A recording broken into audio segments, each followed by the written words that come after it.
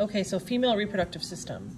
First, you've got your uterus here, obviously rectum, anus, but you can also see one of the ovaries here, the fimbriae, the little fringes on the end of the fallopian tube, the opening into the fallopian tube, which is called the infundibulum, and of course the fallopian tube, oviduct or uterine tube, whichever name you prefer, and of course this is your ovary.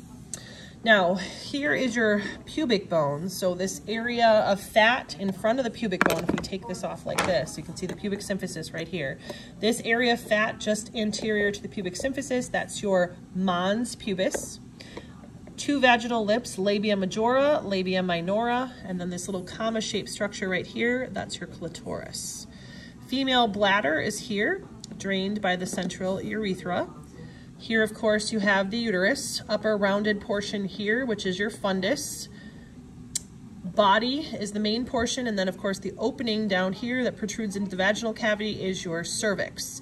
In terms of layers, outer white layer that you see around the outside of the bladder, or outside of the uterus, sorry, that's your perimetrium.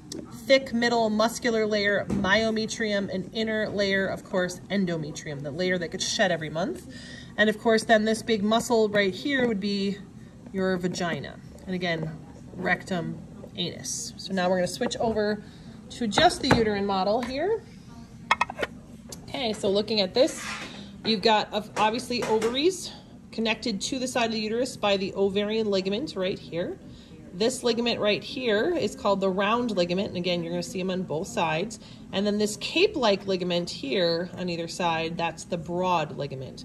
Here's your vagina, long muscular tube. Again, fundus of the uterus, body of the uterus, cervix, which is the opening into the bottom of the uterus.